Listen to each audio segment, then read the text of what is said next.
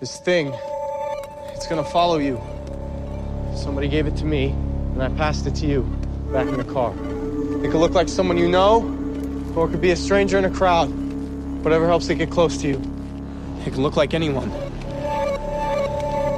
But there's only one of it.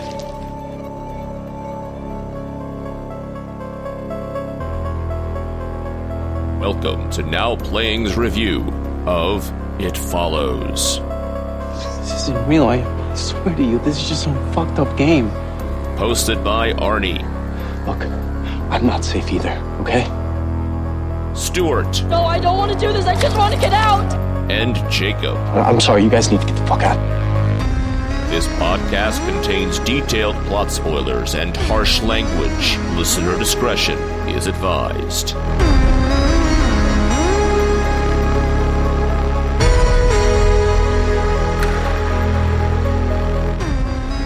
Today we're discussing It Follows, starring Maika Monroe, Keir Gilchrist, Daniel Zavato, Jake Weary, directed by David Robert Mitchell. This is the Now Playing co-host who's slow but not dumb, Arnie. Stuart in L.A. And this is the host that will fuck just about anyone to get rid of something, Jakob. Well, that's good to know, Jacob. That'll definitely help if it's following you, then. But maybe I'll be next. Woo! But what is it? Yes, I have a feeling I'm going to be quoting Faith No More this entire podcast. It's it! What is it? It's it! Yeah. And what is it? Where did this movie come from? Why are we talking about this? Well, we're talking about it because a lot of people have been asking us, hey, have you guys seen It Follows? And I haven't seen a lot of movies in theaters this year. I gotta say, we've been a little busy writing a book about hundreds of movies. Oh, you pussy. You only have to watch 140 movies for Now Playing this year.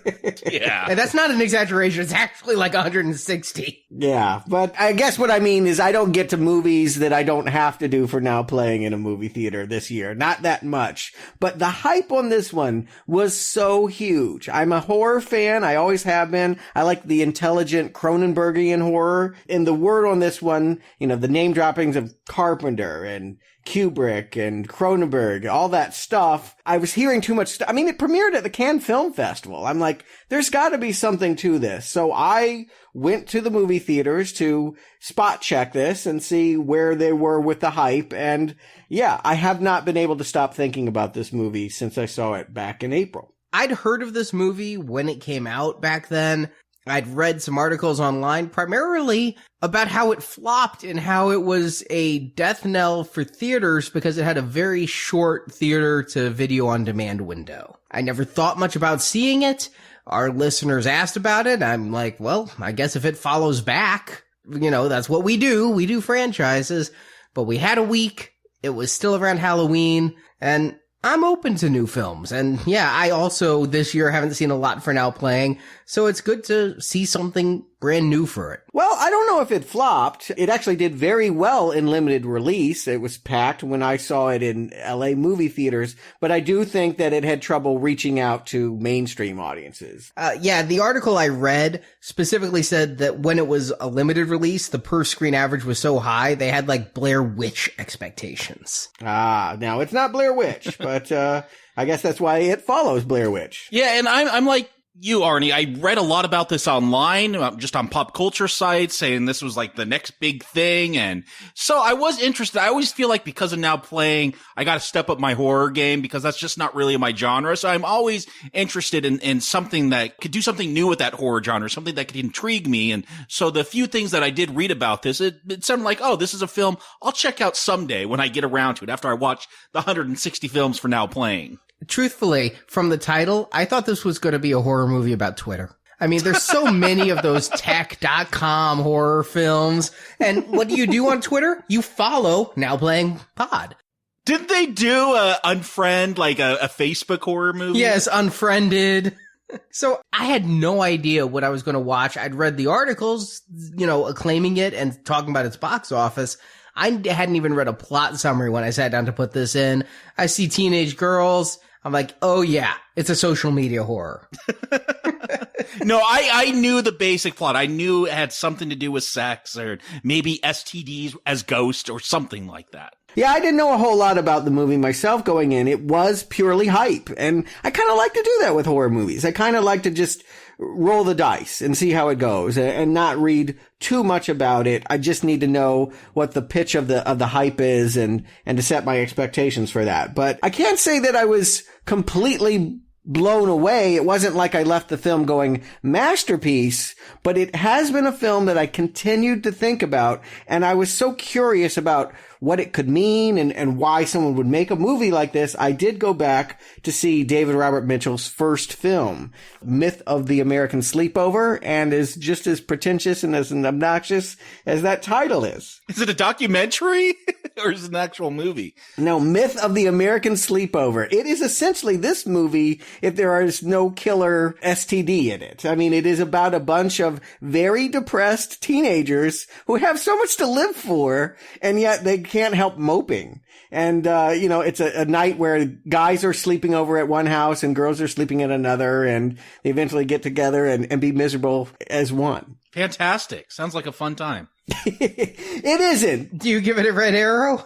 Yeah, I definitely would give that movie a red arrow, but it's interesting in contrast to It Follows because tonally speaking, you can see that it obviously meant something to him. That environment and that feeling, it came from a personal place. And I do think that he transposed that to the horror genre in a unique way. I think in some ways, this movie is the horror sequel to that dreary mumblecore kind of movie that's so popular with the kids today. Well, you told us about that movie, Stuart. Why don't you give us the plot summary of It Follows so we can get into it? AIDS, herpes, chlamydia. No ST is more lethal or incurable than the one that afflicts the sexually active characters in recent horror movie It Follows. The story centers on Jay Height, a young woman living with her mom and sister in the Detroit suburbs. Jay is neither a virgin or promiscuous. She's just ready to fuck this nice guy she's dated a few times, never expecting the casual encounter in the backseat of his car to be a life-changing event. But Jay will be looking over her shoulder from this point forward, as a supernatural stalker has begun to follow her every move. Turns out this so-called nice guy knew he was passing on a death sentence to Jay when they hooked up. But at least he was kind enough to take a moment and chloroform her, tie her up in an abandoned building, and explain the rules she must now follow in order to survive. See, once you've contracted this bizarre sexually transmitted disease, you have become a target for a mute humanoid creature I will from this point forward just call It. It moves very slowly, but it never stops. It will walk for hundreds of miles to get you. You cannot kill it, but you can buy yourself some time before it kills you by screwing someone else. It's sort of like a slutty version of the game Hot Potato.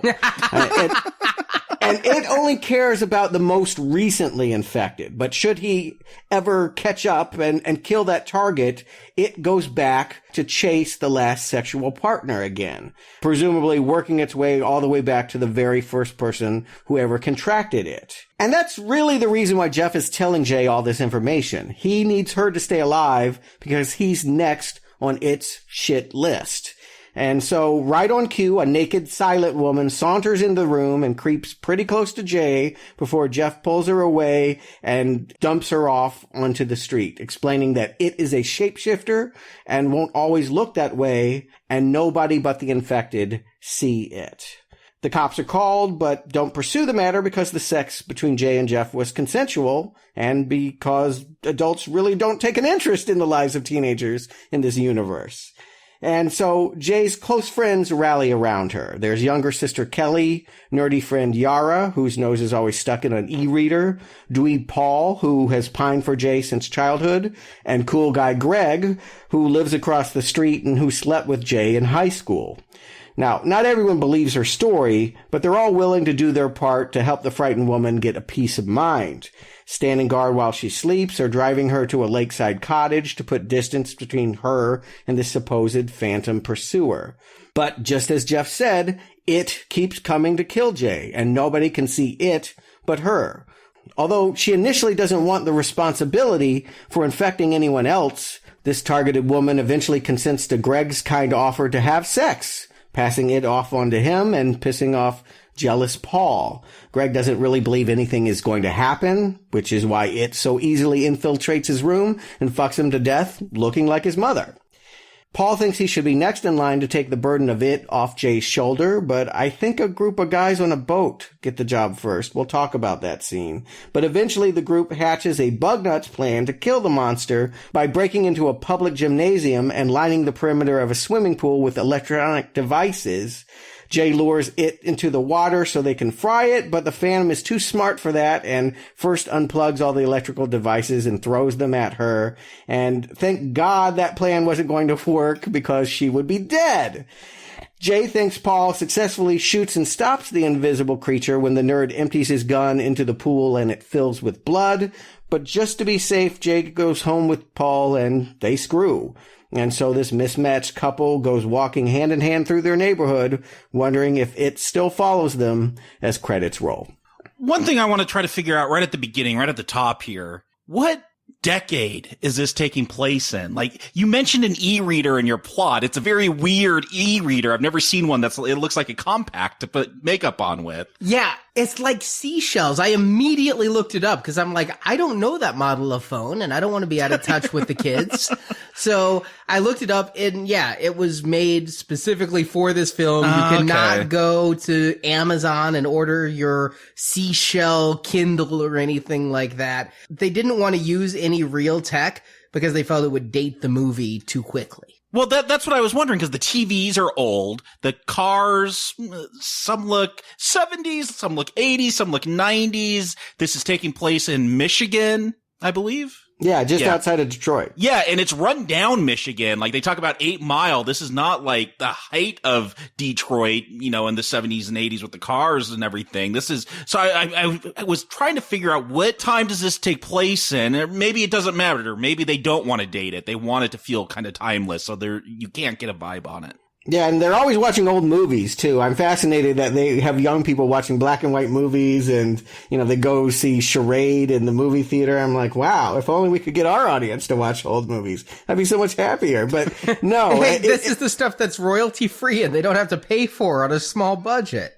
No. Come on, this is a directorial touch. This director is in full command of what he's doing here. Whether you like this movie or not, and I understand there's a wide variance of opinions about it, he is wanting to create a dreamlike environment in which, exactly as you said, Jacob, we are lost in time. We are lost in nostalgia. This movie's big theme, I think, is being haunted by your youth. A lot of language, a lot of what happens here involves people looking back on a happier time in their life and wishing they could recapture it. And I think that every character here, even when they have the hip, doesn't even exist, e-reader, compact seashell thing, she's reading Dostoevsky, Yes. a novel hundreds of years old. It's out of sync, and that's what's so neat about the movie. Yeah, I think there's a lot going on. And one of the easiest levels to see this as, we've reviewed Cabin in the Woods, where it's like, oh, here's our justification for why, like, kids always die when they go to a cabin in the woods, because there's this whole sinister plot. I do feel like on some level, there is this vibe of like, let's just explain why the sluts, whoever has sex always dies first in a slasher. Like that's why I was wondering, this score to this, I really like the score here. It's very John Carpenter. Yes. And so I felt like on one level, that's what this film was about. Like, let's explain why the people that had sex always die first in a horror film. It's something I had to think a long time about. Is this movie sex positive, or is it playing into all of the old stereotypes? Is it bringing us back after Scream to the early 80s mentality that, if you have sex, you're going to be stalked and killed? I think that this is a pretty positive portrayal. I mean, I don't feel like Jay is the kind of girl we normally see in any movie, but particularly in a horror movie where sex is just kind of normal. Yeah, she's not a virgin when she loses. No. When she has sex in the film. She's done it before. It's not even a big deal to her. And I think that is key. I think the fact that it isn't a big deal is the fact that it starts following. And I'll explain what I mean later, but she's not the first one we see. The first one feels like a very typical, again, slasher victim. She's got high heels on, looks like she's got her clubbing clothes on. I don't know why she's wearing those. It seems like very early in the morning as she's running out of that house. She just got in? Perhaps. Maybe she just got it last night. Yeah, I mean, I think she's been on the run a while, and, it's just a great hook, quite honestly, is you're asking a lot of questions by watching this pretty girl in a nightie and high heels running around from something invisible that while people are coming home, bringing in groceries and all, she's acting crazy and stealing the family car and driving off to the beach. I mean, and just talk about the camera work here. Isn't this a tracking shot? I don't think it breaks. It goes in this whole circle as she's running around the neighborhood. I mean, across the board, I love the camera work in this. They keep putting the camera on weird things. They'll put it on a chair so that as they roll the person in the chair around, it stays centered on them. And they do a lot of 360-degree shots. There's one shot that really is surreal where it's like mounted in the back windshield of a car. So when the car crashes, nothing in the frame is moving except what's in the windshield. I mean, I love the camera work in this. Yeah, I feel like if people don't like this, it may be that you mentioned Kubrick, Stuart. This camera is going to linger. It's going to take its time to move around. But I do feel like that builds the suspense as we get into the film and we know that there's ghostly beings around. Like I am waiting for something to show up in that camera view as it slowly pans. There are clear homages and references to classic slasher films like Halloween and Nightmare on Elm Street. There are moments that feel straight from those movies, but they never look like those movies. They look like The Shining. This movie does look like Kubrick shot it. And I think that's intentional. I mean, it just compositionally speaking, the way that Kubrick always puts something in the center of the frame and has that wide angle lens. I mean, this guy knows what he wants to achieve with the camera and he gets it. It is a very evocative looking movie. And as far as the hook goes, again, I knew nothing about this coming in. This beginning immediately grabbed my attention because you see her running around from nothing. You don't know what she's running from. She's sitting on the beach apologizing to her dad that she's such a shit. And then it just like jump cuts and she's mutilated. Yes. She's like has compound fractures in her legs. I mean, something just beat the shit out of her. Her name's Annie, and I thought, oh, here's our main character. Maybe we're going to flashback after she does this call to her parents like, Mom, Dad, I'm sorry. I love you. But then, when it does that jump cut, I'm like, and then it goes to the next character. I'm like, ooh, this is brutal. Yeah, it's just a good way of start to ask questions. This is a complicated idea and they want to get you hooked before they unload all of the rules and exposition. And so this is a grabber. I think it works. It's violent, it's strange, and you're wondering how you follow this up. We'll never know Annie's story, but I presume she was the girl that Jeff slept with prior to sleeping with Jay. That's the assumption I made too. Like once we get into Jeff and his character, this was his last fling. Yeah, this is the one he'd passed it to, and when she dies, it comes back after him, and he has to pass it on again. But beyond anything, with that synth score that's kind of full of crescendos and cacophony, and her mutilated body, I was really happy. I was watching this around Halloween. I'm like, shit, this is a film that has some suspense and some scares and some gore. Yeah, that's what I put this on as. I'm like, okay, it's Halloween. I want to be scared. Let's watch a horror movie. And the first 3 minutes definitely sell me on that vibe. Then it changes. It changes. I agree. I think that this movie is an incredibly intense experience, but it's not scary in any way that I think a horror movie typically is, which is a compliment that I'm giving it. I think that it has found a unique way to make the audience anxious without being afraid. Yeah, there are times where I'm afraid during, like, we'll get to the scenes where I'm like, oh crap. Yeah. Like, but yeah, most of it is about suspense. It's about building up to something, wondering if something's going to jump out at you, wondering, if that person you're seeing in the background, are they a ghost or are they real? Mm-hmm. Yeah. There's a lot of that goes on, and it really makes you pay attention to more of the frame of the film than I'm used to. Usually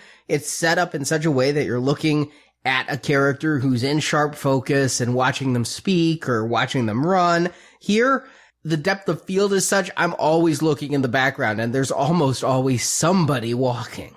Yeah, after this kill, we go to Jay on a date with Hugh/Jeff. We'll get into why he has two names, but they're at a movie theater. They're playing this game, the trade game, where, you have to pick someone in a crowd to be, and the other person has to guess. This is where we get our first, besides that kill, our second moment of what's going on, as Hugh asks Jay, "Oh, are you that girl in the yellow dress?" There is no girl in the yellow dress that we can see. So she may eventually beat that girl in the yellow dress. Yes. But I found it interesting that who he picked. He points at like a family. She isn't able to guess it. And I thought maybe he's going to be our good guy. He's going to be our noble horror film person. He wants to be the young father raising a child and with a loving wife. Now he wants to be the kid. He wants to be having someone take care of him and not have to worry about anything and be able to shit his pants anytime he wants. Yeah, that's telling. He wants to go back prepubescent.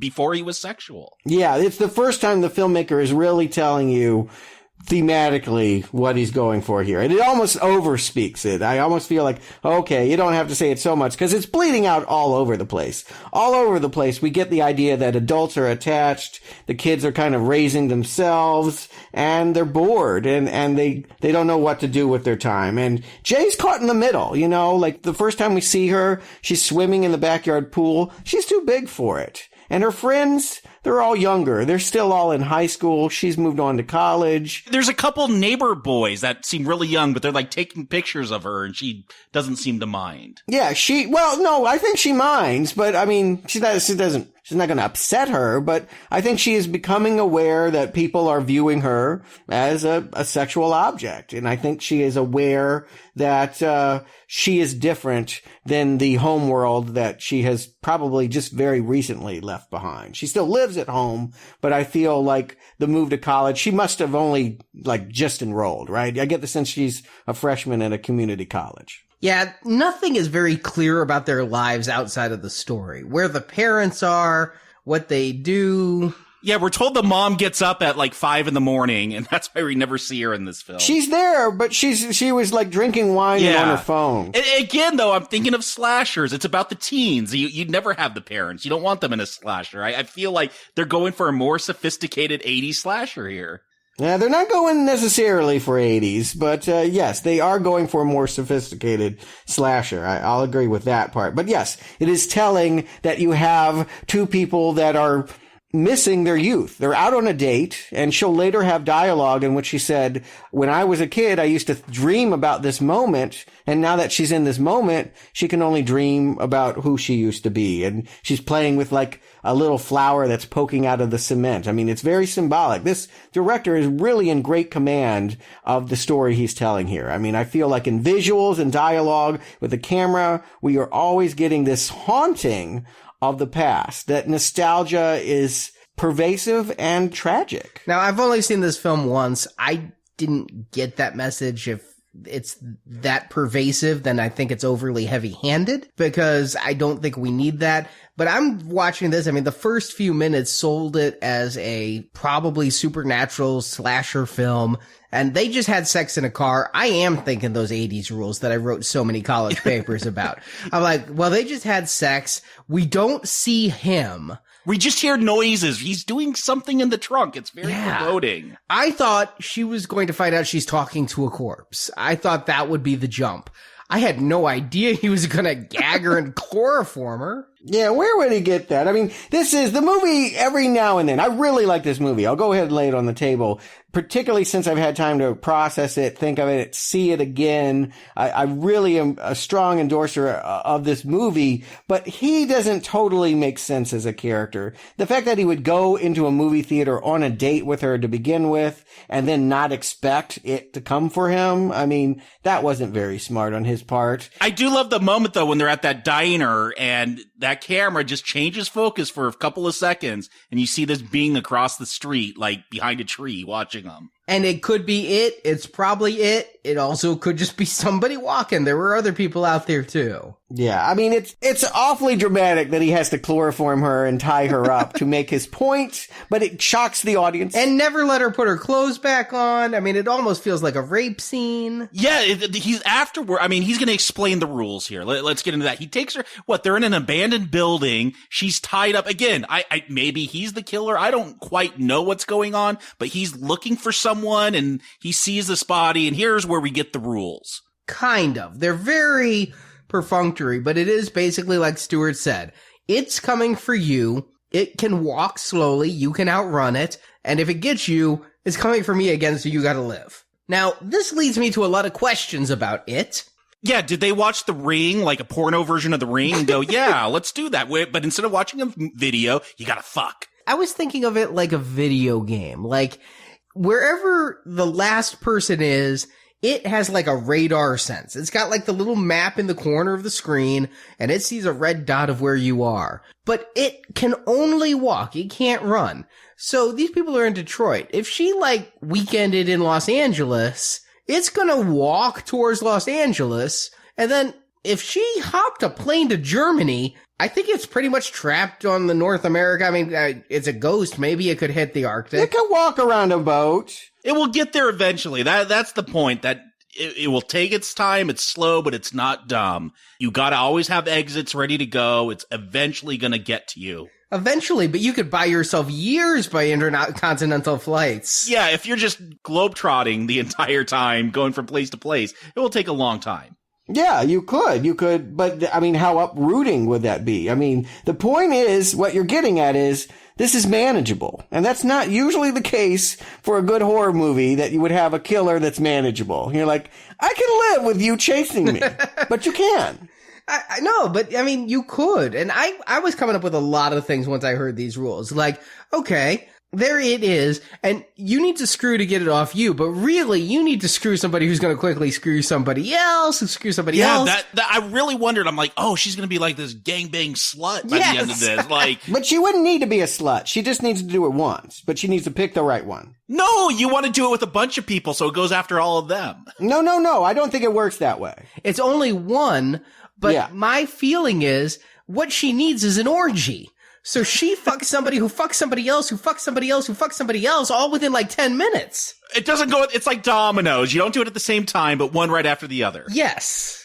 Okay, but you're thinking it from the mentality of an unethical person that just wants to get away from a problem. Yes, I'm thinking of it from a survival point of view. Yes. Yeah, and I think that what this movie asked her to confront is, yeah, you can live with this for the rest of your life. You can, buy yourself time, travel, hop on planes, do all of this stuff. The point is, you'll never be at ease again. And I think that what this movie really is about is the end of childhood, the end of innocence, the end of the idea that, when you're growing up, you think about all these things that you're going to become and what could be. And it's that cynical moment when you suddenly realize there's nothing else to life. This is it. And like you pointed out, there are many conversations. The one that stuck out to me is when she's talking about Paul, a childhood friend, and they found pornos and they didn't think anything about it, like that it was sexual or anything. And now it's very different. There's definitely this sense of coming of age, and you cross a point where you can't go back again. One of the big motifs of the movie is water. This pool that she was in, the pool that they're going to end up in the climax was the place that she first had her first kiss. They go to the beach a couple of times. The lake house. Yes, exactly. I mean, it is, when we think about young, going to the beach, doing all that stuff, particularly if you lived in Michigan, this would be nostalgic. You would have all of these memories tied to your youth and play and fun.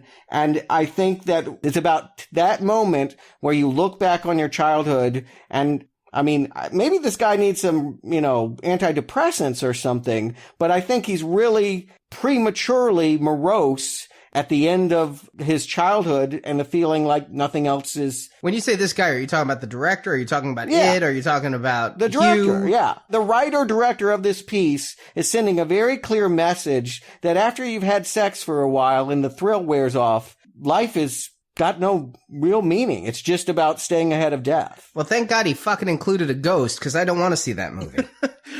What are you talking about? Where you lose interest in sex and... Yeah, I'm saying that you've made this sound like a really dull, introspective potato film. Like the myth of the American sleepover. Yeah, and I'm like, well, thank God it's got a ghost, because that makes this movie interesting. Okay, I mean, to me, that's what makes this movie interesting, is I've never seen a horror movie tackle this subject. Well, yeah, it's the combining of the two. That's what I like, in any kind of genre film, is when it could tell a story greater than itself. It can transcend the genre. So here we have a horror film, but it's getting into much deeper themes. Right. Getting back to this film, okay, I get Hugh, he wants to explain the rules to let Jay know, okay, you got to sleep with someone and keep passing this on. Why does he throw her out of the car in her underwear onto the lawn like she is a rape victim?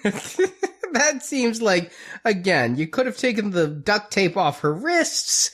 You could have let her put her clothes on. This is a clear way to get the cops coming, which they do. I was actually impressed that they add that, like, yes, if you are thrown out after having been abducted, police will come. Yeah, her sister and friends always seem to be sitting out on the porch, and they see her get tossed out, and I assume they call the cops. Yeah, I mean, I think the idea is to create the image that this has been a sexual assault. Although once you process it, you realize a lot of it was consensual, and our feelings about, well, you keep calling him Hugh, but his real name is Jeff, are complicated. That although we are to hate him, we're being told in the early scenes, hate this guy, he's the same thing as a rapist, and as we learn about the rules of it and what's happening, we have at least some empathy as to why he did what he did. And in fact, it was kind of an act of kindness to a degree that he explained to her what was happening instead of just letting her get killed. Well, again, because that's self-preservation, because once she's killed, it's going to go after him again. Yeah, he is a self-centered asshole. He creates a false life with a false name. He rents a place that he says is his house, but doesn't let her in. It's a flop house that he abandons immediately after. All that's in there is a mattress, some Playboys, and some used tissue. And with the Playboys right there, you know what those tissues were used for. Hey, he rigged those windows with chimes in case anything came through them. But he is basically a survivalist scumbag. For everything that you just gave me shit for saying about the orgy is what he was looking to do. Everything you said then about— why are you being so hard on him? I guess that's interesting that you can say in jest that this is what you would do, but then in practice and watching him, you're saying he's repugnant. Well, I'm not saying that I'd be proud of myself for going to that orgy. I'm just saying I do it. Again, I don't think you need to chloroform people and toss them out in their underwear onto the lawn. That's true. That's a step further. They do it to shock the audience Yes. and get us invested in the moment. It's not what the character would do. I gotta ask though, because again, we talked about the camera work and it does linger. At this point, when the cops are arriving, Jay looks down and she's got an X tattooed on her knuckle. I don't know what that means. I noticed she has a few more tattoos later. At first, I thought that actually appeared mysteriously onto her hand. It just felt weird how the camera lingered on that. And I don't know why. Watch the movie again. I have no idea, but I feel Okay. I feel like it's full of details. I've seen it twice. It doesn't mean I know everything that's going on in this movie. I feel like it is a movie that asks to be studied. I noticed that tattoo. It never played into anything. She seemed too young to be getting hand tats, but then again, I'd have to watch it again. Was it on the ring finger? Was it like a old purity ring type symbol or something? I mean, it definitely might have some significance. I thought it was an eternity symbol, honestly, so I don't know. it was like a Times New Roman font X. I mean, I agree with you, Stuart. This is a film, if you want to get it, and I think it will reward repeat viewings. It's definitely one of those films where you could watch it over and over again to get more out of it. I liked it a lot better the second time I saw it. I'll just leave it at that. And the X was on the middle finger, so... Oh, okay, it was the middle finger. All right. But I think we get, after this point, what's one of my favorite scenes in the movie. Her friends don't understand what happened, but they saw her being dropped off and they want to help. So they're going to, have a vigil and stay up all night and protect her. Or is it creepy? Is it terrible that Paul wants to watch her while she sleeps? Well, keep in mind, I mean, between this, she sees it again. It comes to her school, and we find out others can't see it, and she keeps going place to place. And there might have been a visit before that. She's in the bathroom, and that red ball hits the window, and then it does this long No, that's the neighbors. Yeah. Those are the kids. But those neighbors, it makes a point later that like those neighborhood boys are missing now. I don't know. I'm just saying there might be something there. And was there somebody standing outside her window, like on a ledge? Yeah, that's what I'm saying. It looked like one of the boys, but who knows? It was one of the boys. She has peeping Tom neighbors that like to see her in her bra and panties. And so that's a fake out scare, you're saying? Yeah, absolutely. Okay. Yeah. But there's no fake out with this old woman that shows up at her school. Yeah, the school attack is clearly the first time we know conclusively how it works. You know, like after the warehouse, we're going to see, it's just going to walk into your school, come for you. People in the hall do not see it. You can outrun her. You can really outrun her. I mean, no problem. Again, manageable. It's not a scare that you can't get away. It's the idea that it will never stop. And I was trying to think why it picked the form it did, because it picked some weird forms, like an 8-foot tall guy, an old woman, a guy wearing like a banana hammock.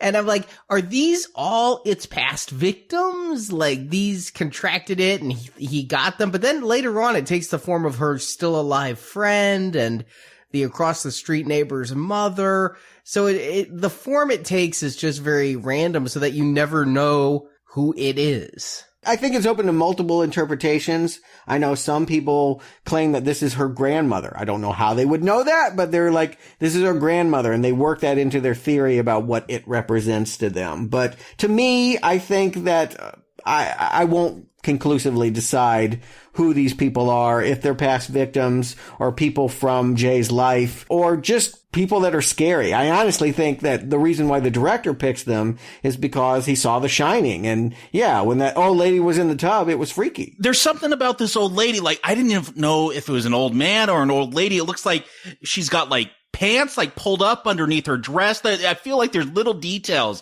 just to freak you out. Like you don't know why they're there. It's just a little bit off with some of these characters. But then it goes Nightmare on Elm Street. They got to stay up all night. They're going to protect her, lock her in a room, and all her friends are going to hang out.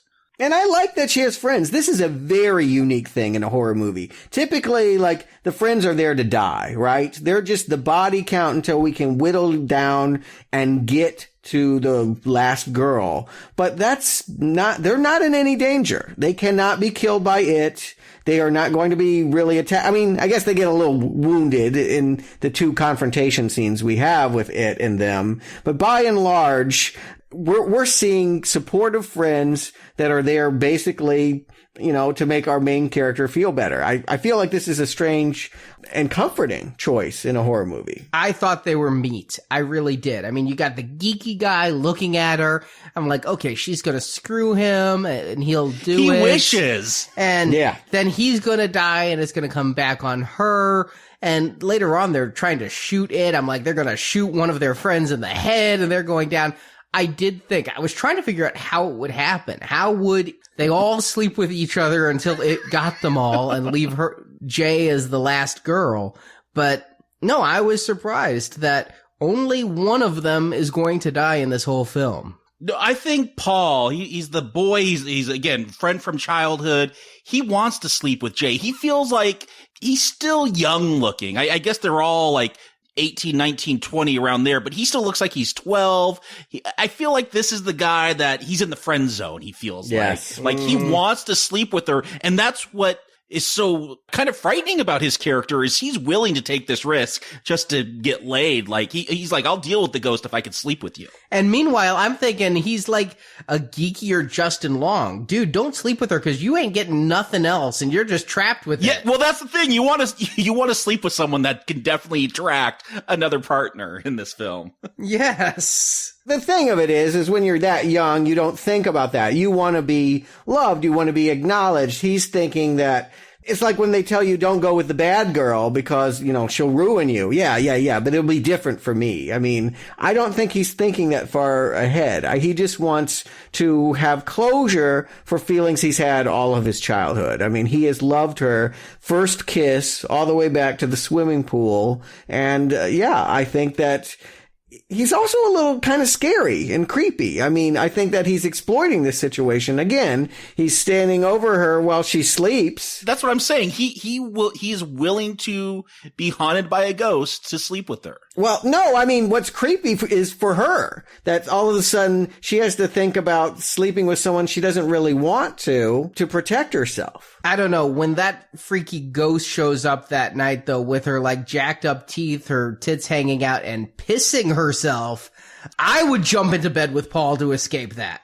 I thought it was just dripping with water. Was it pissing itself? Oh, where's the water coming from? It's coming from between her legs. Well, no, there's always water in this film. There's the lake, there's the pool. There's her urine. Water's a motif, so I thought that was going to tie in. Even Annie dies next to the lake at the beginning of the film. Yeah, again, I think of it as a place of childhood pastime, but no, she pisses herself. I think the idea is every time we see it is supposed to be an image that is provocative and frightening. Maybe that's not the best tactic. Maybe it would actually get somewhere if it looked like her mom coming at her and didn't, look so scary. That's no fun, though. I mean, the first real moment I got scared and jumped is that this lady shows up in the kitchen. They all run into the room upstairs, and one of her friends is knocking on the door. They do the fake out thing where there's no reply, so you think it's a ghost.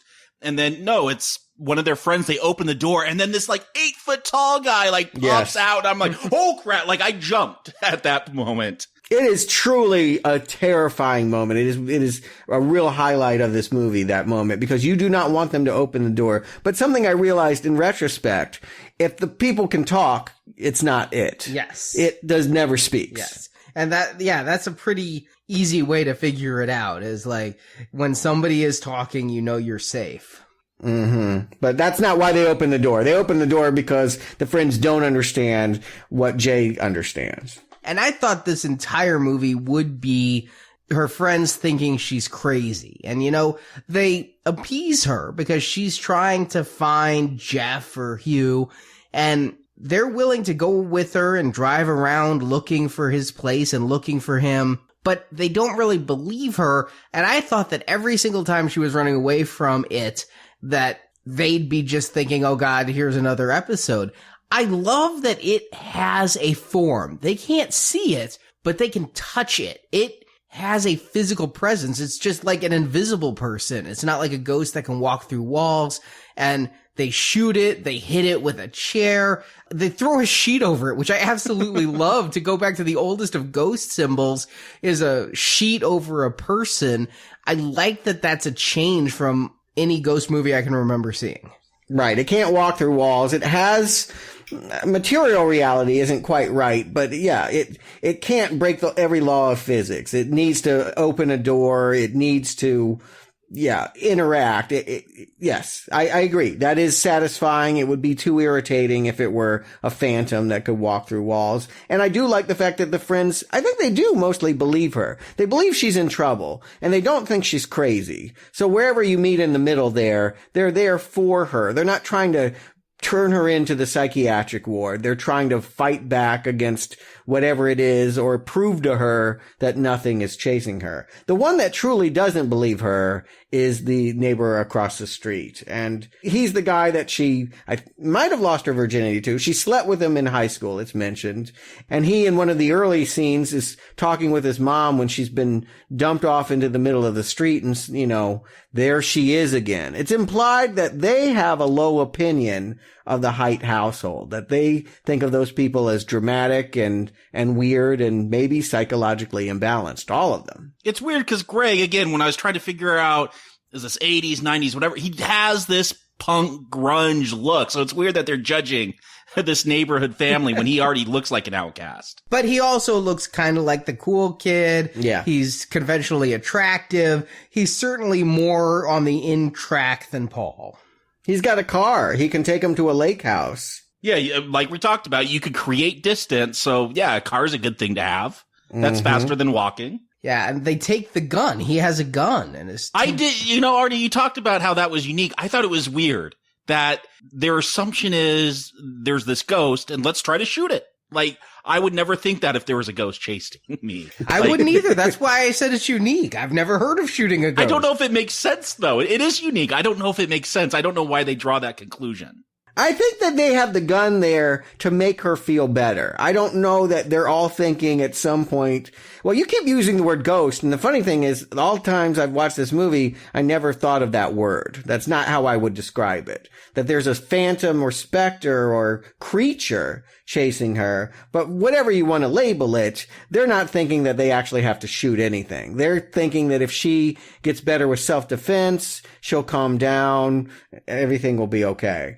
I love and then I dislike the scene where they're finally convinced that they're all there by the lake and we see most of them and we see Yara coming up behind and she's walking just like we've seen it walk in the past, that same pace, that same slowness. Where's Yara? Where's Yara? And then when we cut to the lake and there she is in that pink little floaty thing. Oh shit. Yeah. I mean, that is a good scare. Oh, I knew immediately just because of the walk and the outfit. I'm like, It could be her. I mean, they pulled that where people were walking in the past and they were just walking. I mean, I thought it could be Yara, but once we get that confirmation, it's like, oh shit. But can I say, I just don't like the CGI in this movie. Yeah, there was something that confused me. I thought that Jeff said when he threw Jay out the car, don't let it touch you. Yeah. And here she's going to get touched. You see her hair. It looks really goofy how her hair gets pulled up in the air. And then Paul is going to get thrown in a really awkward manner. Like, it could interact with other people. I guess it might or might not kill other people, but Paul definitely has some kind of marking after this interaction. It is electrical. Right? I mean, that is the one thing that seems consistent is that it seems to spark and it does leave maybe electrical burns when it touches people. And did it spark? I didn't catch sparks. oh, when the mother fucks Greg, it's a spark and good time. Yes. But on the beach, I didn't see sparks. I thought he left bruises and marks. I thought her hair was kind of staticky clean though. I mean, I felt like, oh, I just thought he grabbed her hair and pulled it up. Yeah, that's what I thought. It was just pulling the hair up. Yeah, which is, again, why we know nothing about it when the movie starts or when the movie ends.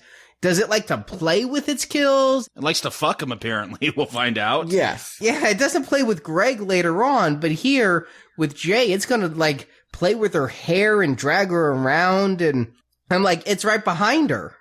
I wish it didn't play out this way. I think it looks a little goofy when the kid gets knocked backwards and the chairs are flying around. I'm thinking of, Disney haunted house movies from the 70s. It doesn't look scary. Yeah, but when they go into that little shed or whatever, and that door is being pounded and it's blown open and you see the tall guy walk by the window and then no one comes in and then this, like, I don't know, a kid or something that looks like his eyes have sunken in, like walks through. This is scary stuff to me. Again, I'm like jumping and having fun here. Yeah, this part, like I said, I both love and dislike this moment. The dislike is the fact that they resorted to the CGI. I guess they had to, but that took me out. But don't get me wrong, this is a solid scene and it is scary, and I completely understand why she'd jump in the car and leave them all behind. Well, I thought I knew where this scene was going because she goes for the gun. Because it's the form of her friend Yara, I thought maybe she would shoot the real Yara thinking it's it. I thought the bullets were going to go through it and actually hit her friends. That was my second thing, is when Yara made it into the building,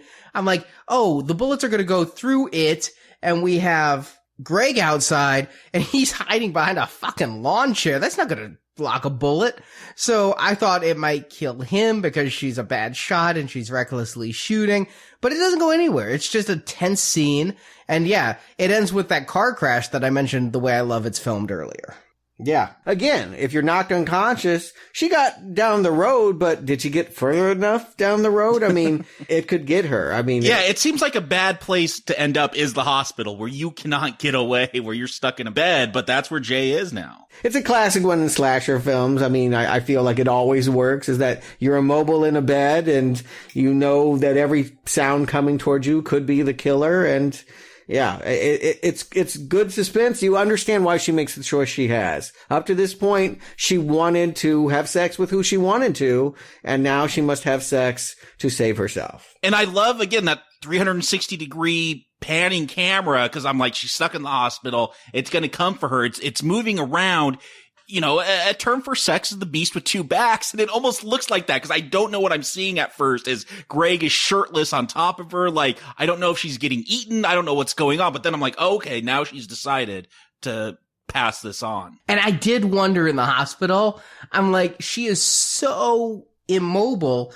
I wondered if this movie would pull like a Psycho and Jay would die an hour in, and now all of a sudden we're focusing on Jeff again.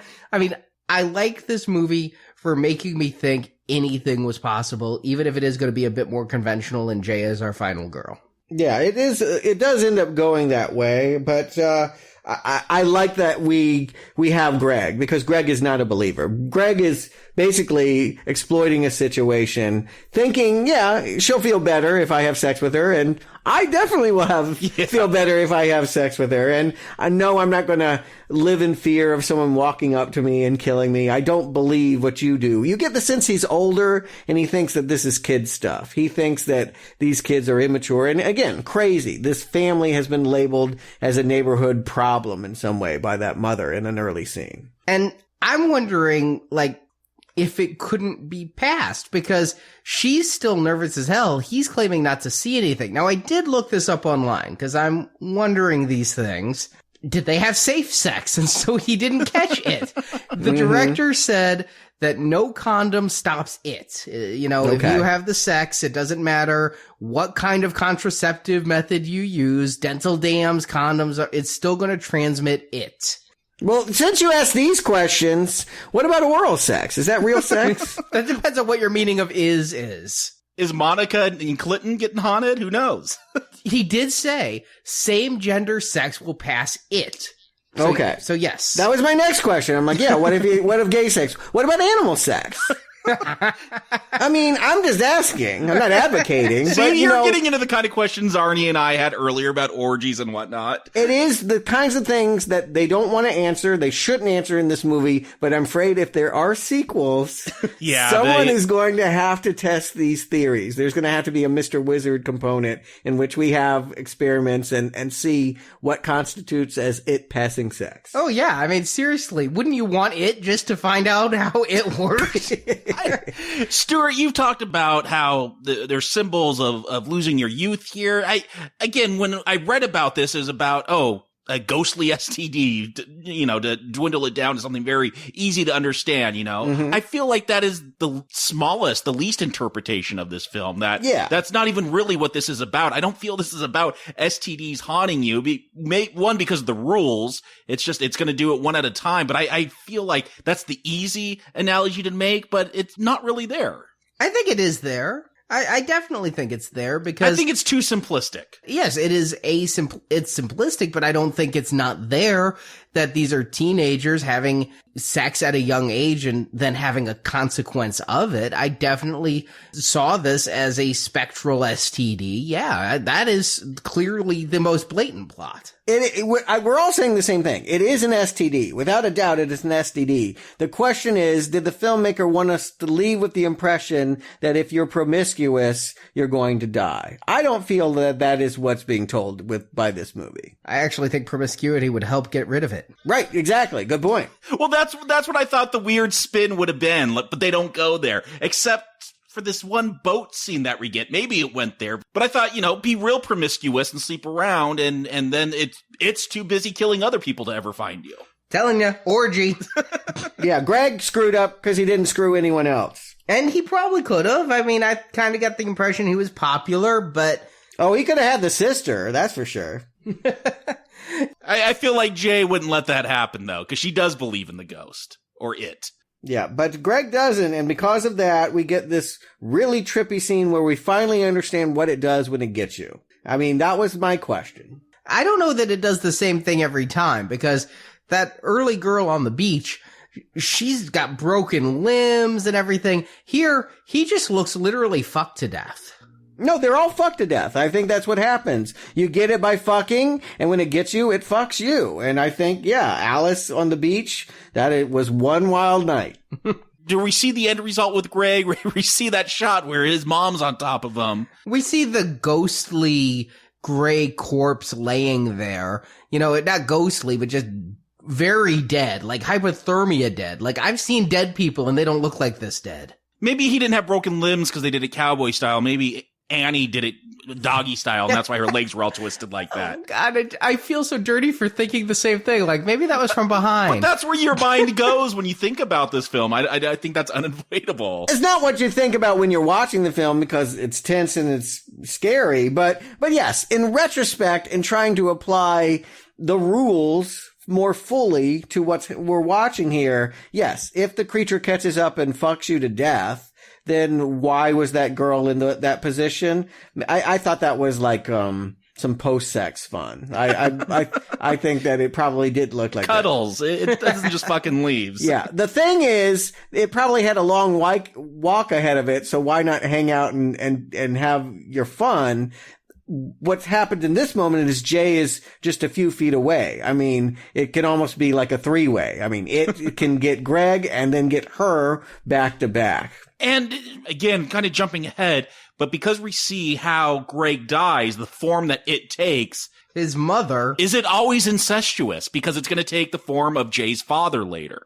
Yeah, it is a good question. I can't always be incestuous because it would have gotten her as the grandma, and boy, wouldn't that have been a porno for our sore eyes. Oh, maybe it changes right at that moment. Yeah, who knows? Yeah, I mean the child sex. I mean the giant sex. There's so many pornos that could transpire here. But yes, I do feel like this director likes to play the incest theme. He does it twice here. Greg dies through his mother, and the climax will be Jay confronting her dead father. I'm glad you guys caught that because not everyone does. It's easy to miss. She has a snapshot of her dad up on the mirror, and I think that's the only time that we see him. Yeah, I was never sure if he was dead, they were divorced, what was going on, but we never see him, but we never see the mom much either. Yeah, for whatever reason, and I can't remember why, but I concluded he was dead. But maybe you're right. Maybe he's off in the world, and yeah. All I know is that she'll tell his sister, I'm not going to tell you what it looks like. So there's some negativity there between the father and the children.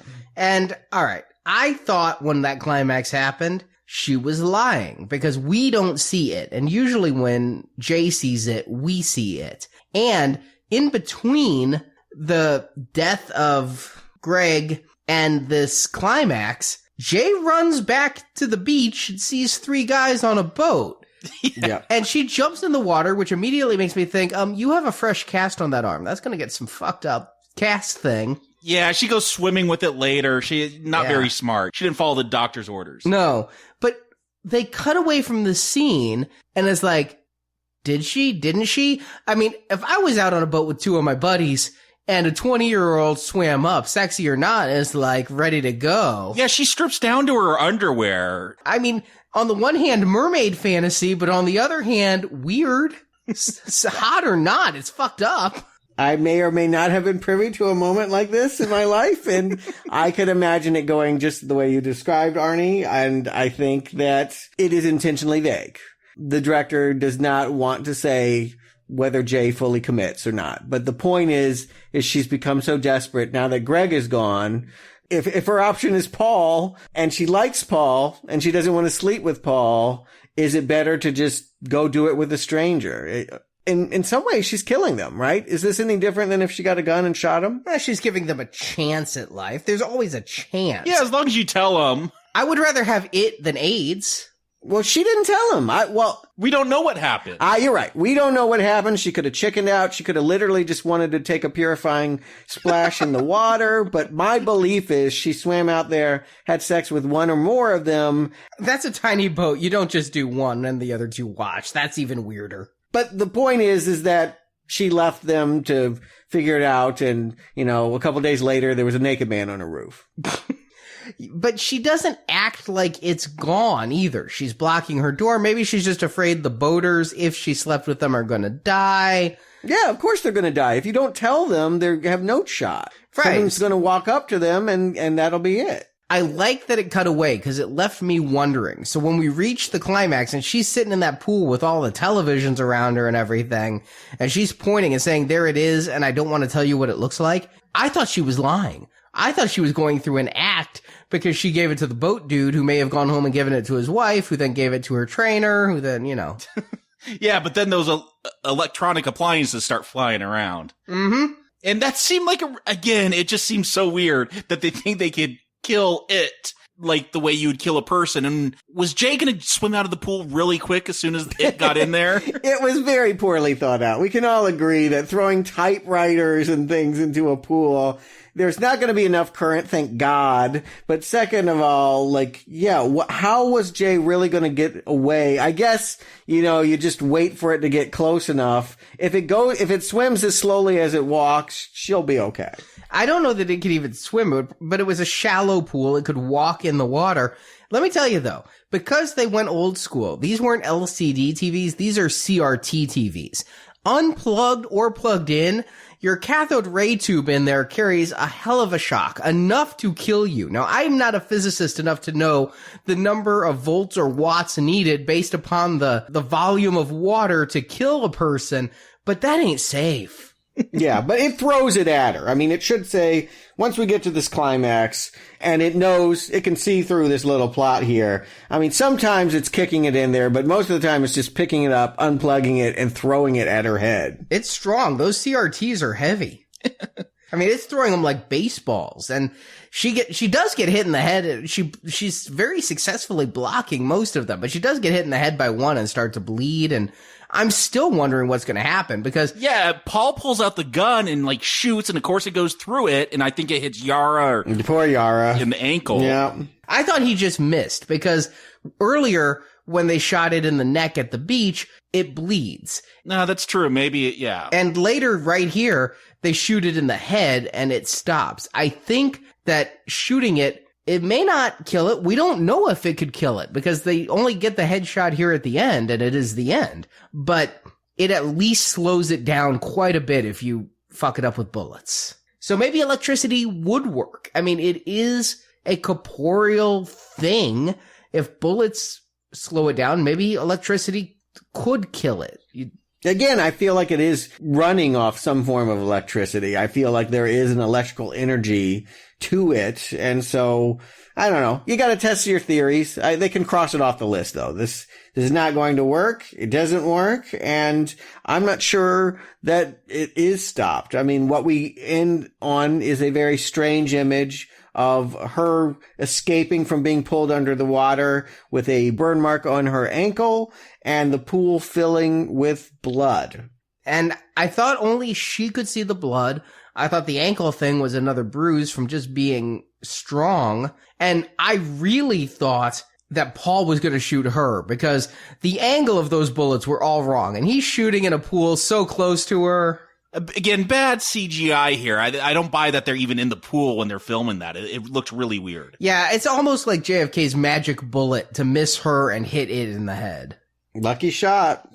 But, I mean, you know what? The ending's a little silly, but I still feel like it's not a mood wrecker. I mean, I still feel like, well, I guess because they decide to be ambiguous, because they don't have a clear, it's dead, yay. I mean, she's not even confident with all that blood. She goes home and screws him. And he goes out and finds prostitutes. Yes. Yeah, that is a creepy image. Like, it never shows him picking them up, but that's where my mind went. Oh, yeah, if you're going to try to just outrun this thing and keep it off your back for a while, yeah, go get a hooker, let the hooker die, and then go get another one. I thought that exact same thing. The quickest way to get rid of it, a trip to the Moonlight Bunny Ranch near Reno. Maybe that's what happened to Lamar Odom. But again, what does that do to your life? I mean, it's manageable. You could do that for the rest of your life. Who would you become if that is what you started to do? What would happen to your soul if all you ever do is look over your shoulder and think, oh, you know what? I better go fuck someone right now. And I think it's significant that happens to Paul. If this feels like a pity fuck that he gets from Jay, and that he's the one, yeah, he hasn't bloomed yet. He can't get the junior college girls.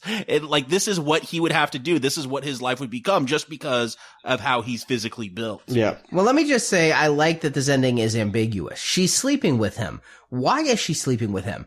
Is it gratitude because he shot it in the head and it stopped? Is it real affection? This whole thing showed her that he's really one she should be with, or is it to pass it? And then when he goes and sees the hookers, I'm like, okay, yeah, you weren't that pretty of a guy. You weren't going to be able to just get some for free. But a prostitute's a great way to separate it from you, because realistically, in a week or two between Johns and whores, it's gonna get pretty far down a family tree there. But we don't see him pick them up any more than we see her go to the boat. And because it was still chasing her, my personal belief is she didn't go to the boat.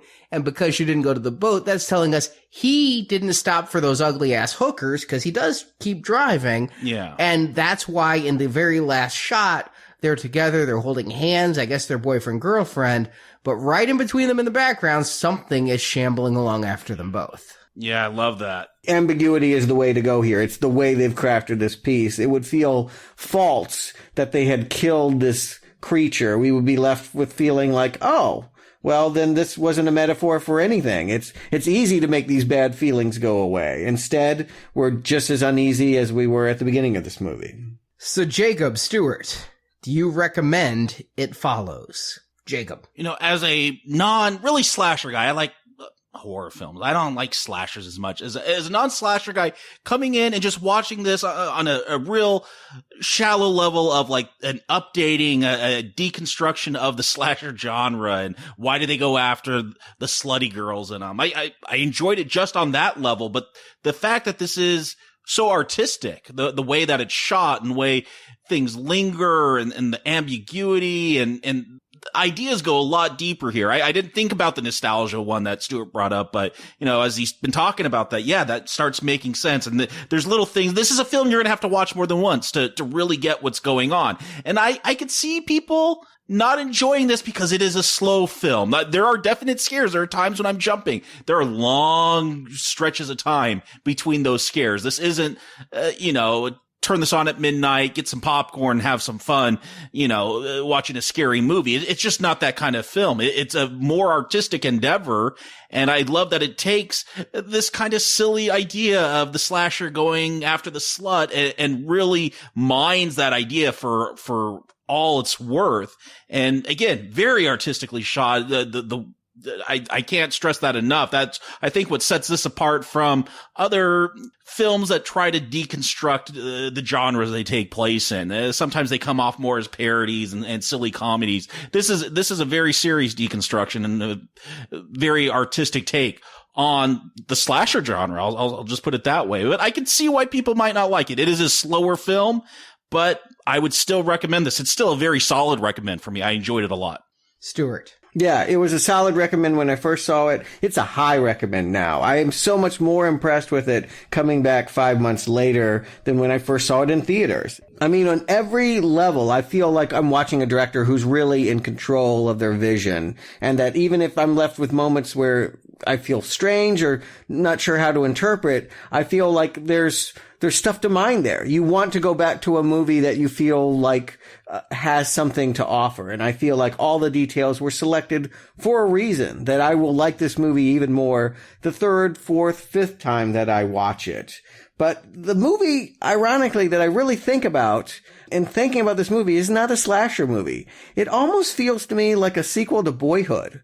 Honest to God. And I know some people thought that movie was slow. That means Arnie's not going to like it. Slow and pointless, and I like certain moments, but what was it all about? But I do feel like they both come from the same place. They're both about looking at where you come from and that sadness of feeling like what happens once you reach adulthood. I think that it's two different ways of feeling the same way. Boyhood was a drama. This movie is a horror, but both are very powerful reflections on the passing of youth. And I just think from that standpoint, from a technical standpoint, this is just a hell of a film and a high recommend. And I stand a lot with Jacob on this one. I watched this not knowing what to expect. I was very glad there was no Twitter killer.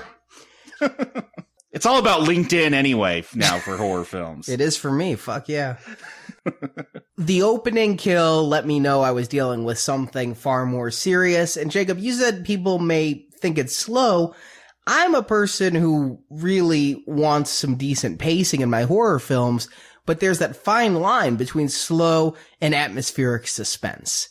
And I think at all times, this film keeps up that suspense. There's never the slowness of just seeing the teens sit around and talk about sleepovers and algebra class. I mean, there's a few moments to add some realism to it, but it's pretty quick into the movie. We only have about 12 minutes from our first death till when Jay is introduced to it.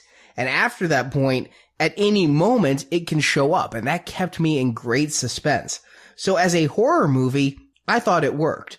And then when I saw the way it was shot, the camera work going on, the way it used darkness. Now, a couple of times I think it's fucking gimmicky. Like near the pool at the end, when they're like, what's in the pool? And the camera's moving slowly over the tiles around the pool to get there. It's an obvious trick what they're doing. They're not going to let you see. They're not going to let you see. Here it is. All right. Fine. Whatever. But when he'd mount the camera in unusual places and all of that, I really thought this was a beautiful looking film that worked on that level. That said, we've talked a lot about sex in this podcast. Don't see it if you're looking for the TNA. This is the least sexy film about sex ever. Yeah, well, I don't know about that. There's some Cronenberg films, but but yes, I agree. Don't watch it because you think it's going to be about kids fucking. That's for sure. No. It's about as sexy as that scene in the movie Kids when they fucked, which is not. But I did really enjoy this film as a reinterpretation of the horror genre. And as for Stuart's comparison with this to Boyhood, a film that I really didn't like, you can find that review in the archives. I saw the themes there. I saw them about maturity and budding sexuality and maturation. I think most horror films are about maturation. And yeah, there were some scenes that I took note of when they're walking around and talking about how their parents wouldn't let them go past 8 Mile. I mean, it calls attention to itself. Yeah, the fear of death, the end lines of the movie just make that overly abundant. But while worthy of discussion, it's subtext. This still just works as a horror movie. I didn't like Boyhood, which did deal with the same themes. I don't care about themes. I care about execution and entertainment.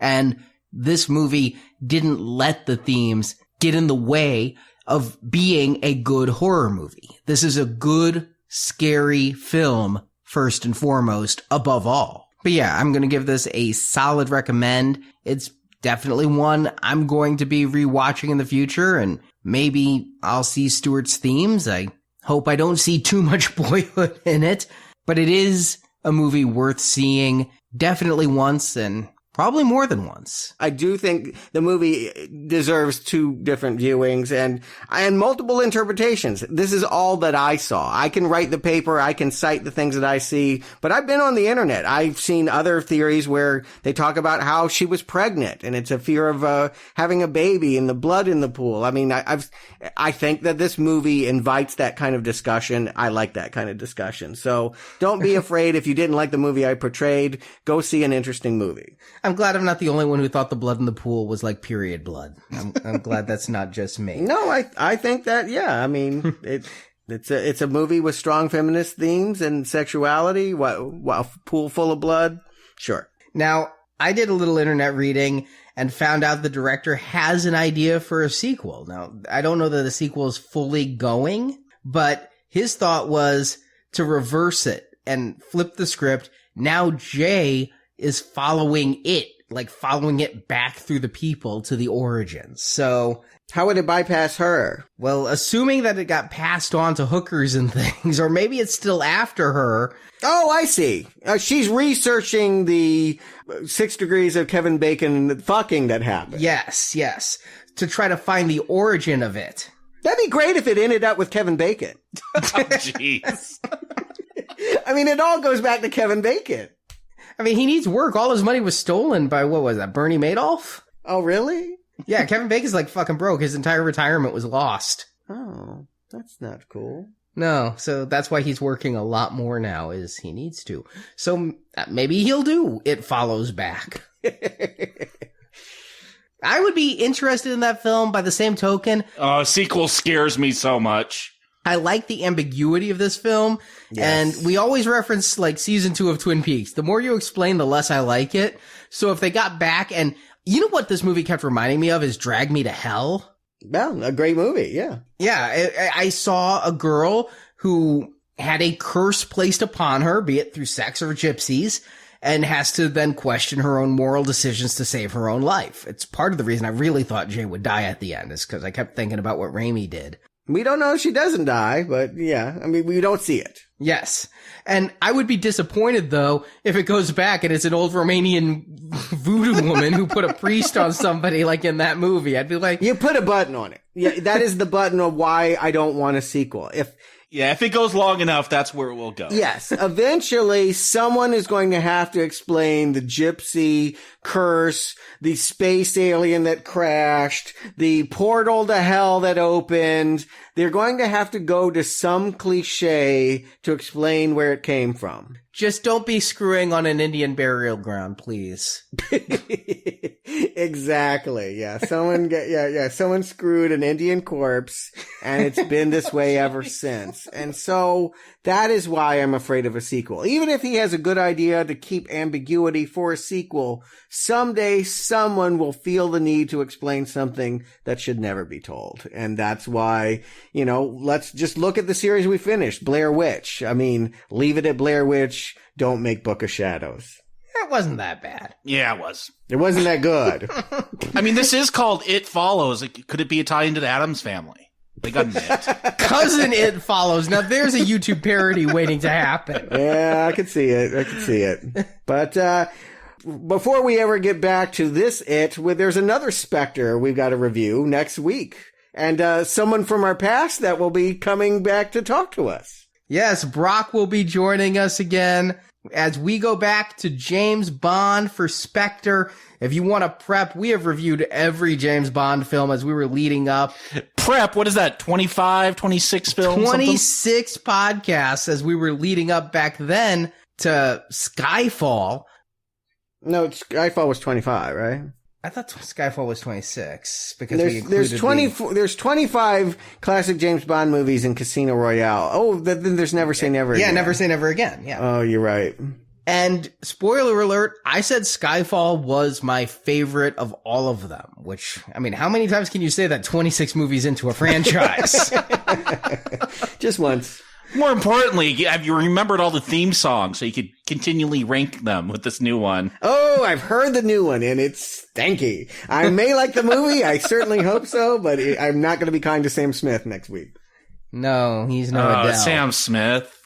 But yes, can this film possibly live up? Because Skyfall was a huge success. We weren't the only ones who sung its praises from on high. So can this one live up? Well, it's got Christoph Waltz in it, and so I think so, because I really love him, because he's, I've seen him in those Tarantino films, and he's really great in them. But yes, that is next week. And speaking of Christoph Waltz, don't forget our donation series, where we're doing all the Tarantino films. We haven't gotten to Christoph yet. We'll be getting there in December, because right now, for silver donation, we're going hungry.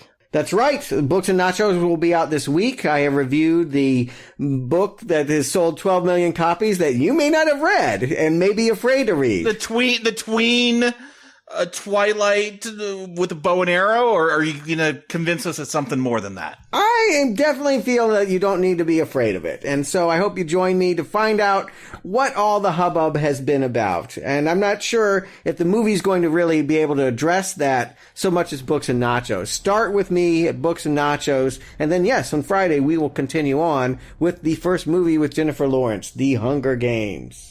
And you can get 6 podcasts, all 4 Hunger Games reviews leading up to Mockingjay Part 2, and also Battle Royale, the film that may have inspired, we get into it, the Hunger Games franchise, where a lot of young Japanese children kill each other with fun weapons like fans. And at least in that first one, but become a silver donor, and you can find out what we think about that and the second one. And then after Spectre, we return to the galaxy far, far away. I know some people have been chomping at the bit for this, as we go to the prequels with The Phantom Menace. So thank you both for joining me. You bet. And listeners, be sure to follow us on Twitter. Thank you for listening. And now I'm going to stay up all night and keep an eye out for anything weird.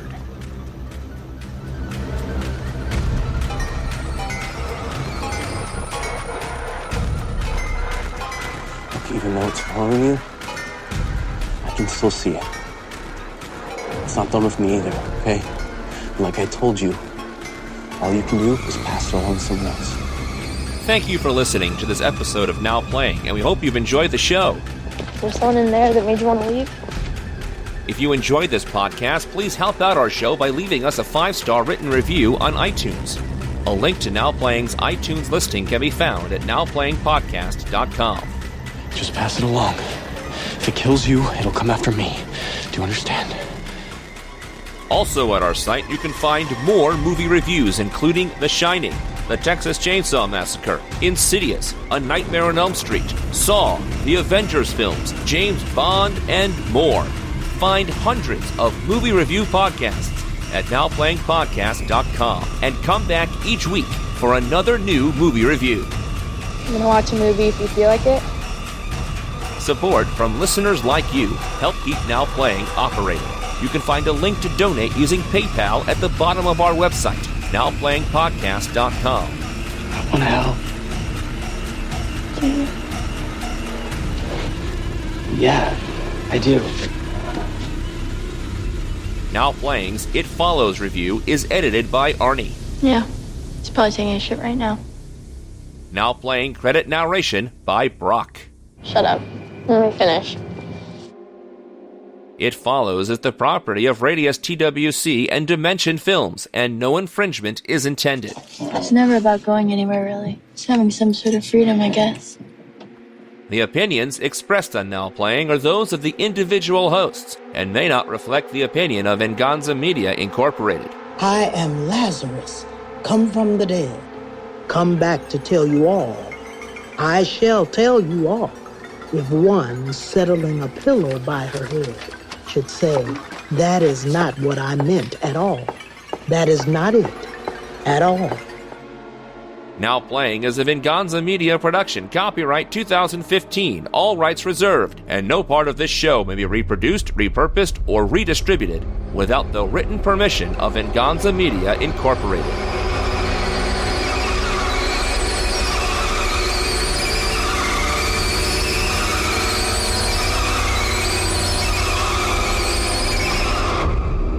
When there's torture, there's pain and wounds, physical agony, and all this distracts the mind from mental suffering so that one is tormented by the wounds until the moment of death.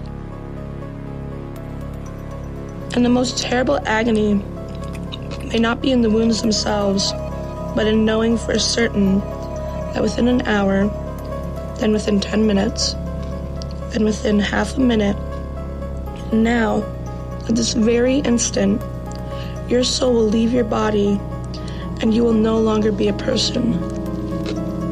And that this is certain. The worst thing is that it is certain.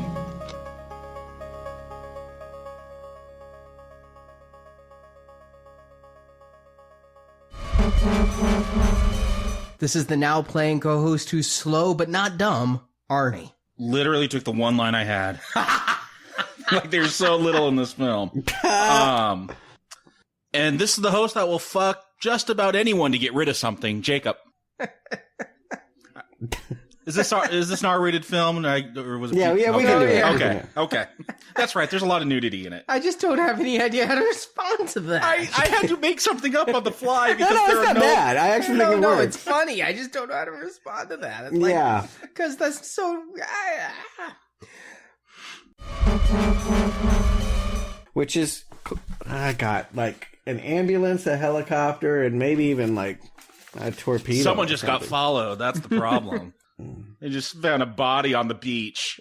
You now have an old lady with her breastises hanging out, walking in your room very slowly. He's got a body of water next to his house, so that seems where all the kills Where's happen. this breastises coming from? There's a lot of topless people in this movie. No, but you're calling them breastises. I have no idea. Some movie did that. Yeah, I felt like you were quoting something that I didn't know. I think it is something. It's from some movie, yeah. Yeah, from the Like The 80s or Waterboy or 70s. something. No, Yeah, no. It seems like an Adam Sandler. Yeah, it No, does for feel some Adam reason I'm Sandler. thinking of like one of Eddie Murphy's. I'm playing multiple characters in Yeah, like I was Coming to thinking, America. I was thinking Nutty Professor. No, it was definitely from my early adolescence. Okay. All right. The targeted woman eventually consents to Craig's, and my brother is named Craig, and it's Greg, God damn it.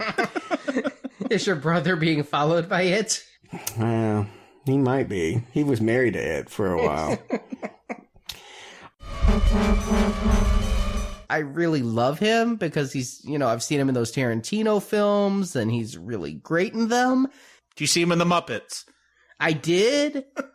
He was okay in it. He was him. He wasn't terrible. He wasn't as impressive. He kept his own with Fonzie, is what you're saying.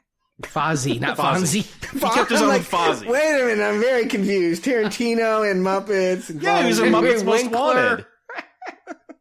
Be cool, guys. Yeah, that's Miss Piggy's show anyway, but he was a good supporting player. I need a fucking quote. There are no quotes. Yeah, didn't you say you were afraid? Cross the 8 Mile and visit us next week. Yeah. What are you going to say? Hold on, I'll find something. It won't be great. You can just do weird sound effects. I have to make fucking credits for this bitch. No, the soundtrack was awesome. No, but credits, lines, oh yeah, well, dialogue. They said shit. Yeah, but not it's coded and, like I said, it's all this drippy nostalgia stuff. Yeah, it's not soundbite work. Yeah, there's not really, And honestly, I got so into the movie, I stopped taking notes, and I usually write down some lines during my notes. And so I had no notes for tonight. You had no notes? I had no notes. Wow. I 10 minutes in, I was so into the film, I forgot to take notes. And when it ended, I was just so having fun watching the movie. When it ended, I was like, oh shit, I didn't take notes. Glad that I only watched it the night before we were recording. Yeah, I have actually the subtitles. I downloaded them just now as a text file. Oh, okay. Because I do this sometimes. It gives me time markers and... IMDb has 3 quotes from the film. Yeah, I tried. When I was looking for a second backup one. I like the one you came up with. I do too. You may regret it, but I enjoyed it. I don't think I'll regret it. No, I doubt it. It was flabbergasting because he's a married man. I had to go off the cuff, yeah. She'll understand. We must be passing on, or I don't know. Yeah, I don't have many quotes written down. You can read some T.S. Eliot. Yeah, there you go. Proof rock. Or what was that last line? It was Dostoevsky, but it was great. Where she was talking. She was talking about something about. I could do this. Yeah. Does she read this? The most terrible part is to know your soul will leave in an hour, 10 minutes now. Mm-hmm. You will no longer be a person. And that is the worst thing. Is that and the worst thing is that it is certain. Yeah. Yeah. Because I think that would actually be good for the credits. Yeah.